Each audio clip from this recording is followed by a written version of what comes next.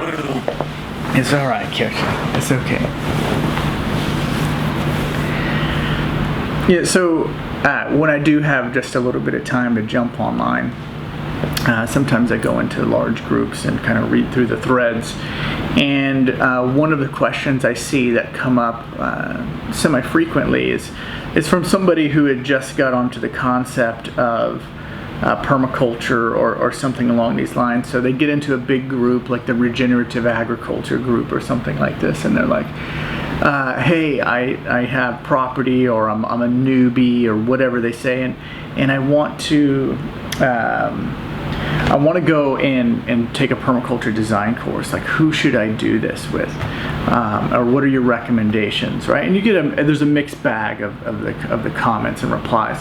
And one of the replies is, you try it online. Oh, I did an online course and it was great.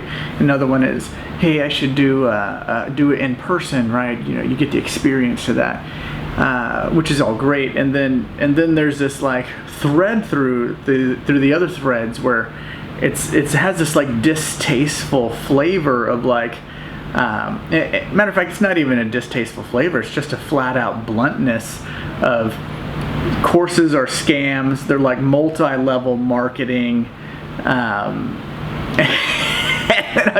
I read this, and and then looking at it, it's like, how would you perceive that if you were the person asking the question, right? Or even if you didn't have courage to ask the question, and then you read through that.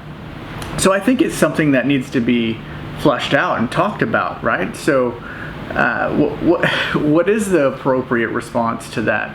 Well, all that's good, and every idea has value into it, but I think we should discuss our course is valuable or not. So the two main things other than courses that people say are just go to a farm, go learn it hands-on, or read books and do experiments. Now, before I get into this, let's just say that there's wisdom in that. There's absolutely wisdom. But from my experience dealing with a number of students, right? I mean, a lot of students,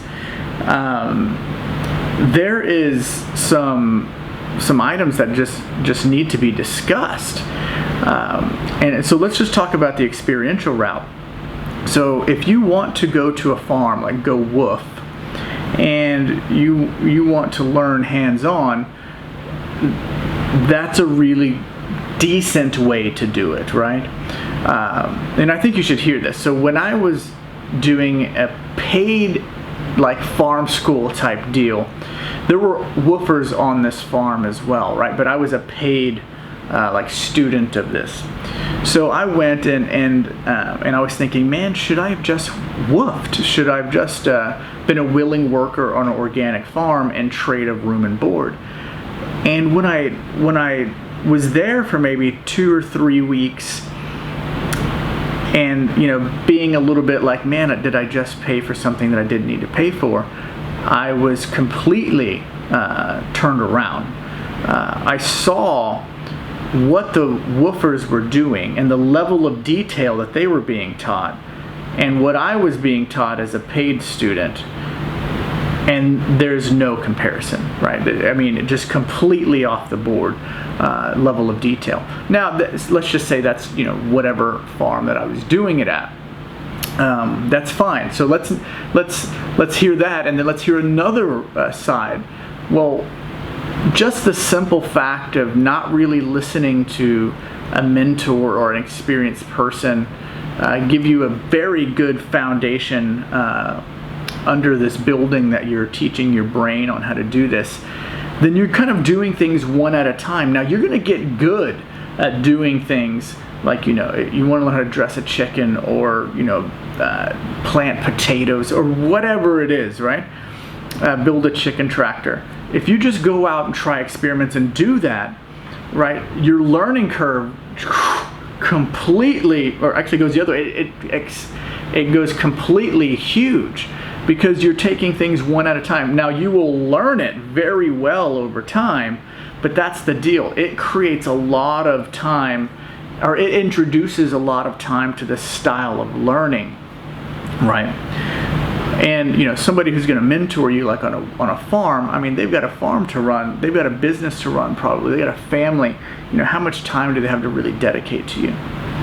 Now, so that's one way to look. That's actually two ways to look at the experiential route, which is a great route if you have lots of time. So maybe, if you're trying to learn a bit quicker, we'll talk about that in just a second.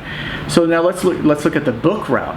Well, how many people do you know that are able to extract and extrapolate very dense data from very dense books that are written with ideologies that you probably are not exposed to before, right? So not only have to learn new ideas, but then learn new methodologies with that, and then go try experiments, right? Now, if you can do that, if you're the type of person who could do that, you're amazing, right? That's an amazing skill. It's not a permaculture for dummies kind of deal, why that book hasn't been written. Maybe I should get on that, right? Or somebody should. But that it's almost difficult to write a permaculture for dummies book. It's lots of layers on top of this. So again, both of those, experiential and reading books and experiments, are going to take a lot longer than spending 2 weeks going only so far and so deep over lots of different categories with an experienced mentor teaching you this along the way and showing you different ways to do it. And then what I think the most important thing about going to a course is it builds a foundation here in the brain, so it allows you to stack different learning ideas on top of that. And that's what's the important thing, right? So it's not like, I guess the big claim or the negative claim against a course is, you're going to go to a course, but how are you ever going to learn how to do X, Y, Z? Well, it's not how you're ever going to learn how to do X, Y, Z. It's, okay, I've got a foundation, so now when I'm ready to learn X, Y, Z, how to plant tomatoes, potatoes, how to distill oil from herbs, how to do any of this, that then your experimental time doing that and learning it becomes super small. So the learning curve shrinks, right? So you understand, top level understanding with lectures, with experienced people who are mentoring you, right? Build the foundation and framework in your brain so all the 27, 40 other things that you want to do in permaculture then becomes so much easier to learn. So really it's kind of like, we don't do any plowing in permaculture mostly, so I wouldn't say like, hey, it's plowing the ground, getting ready for seeds. Taking a course basically layers your sheet mulch down and then gives you a preparatory nitrogen fixing cover crop for you.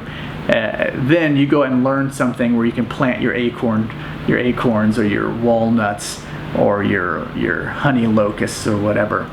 And I'll probably get some interesting comments by using honey locust, but we can talk about that in another video. So we'll leave it at that. Got some more to talk about on what you can do in permaculture. There's only a small number of things that you can do, so we'll leave it there.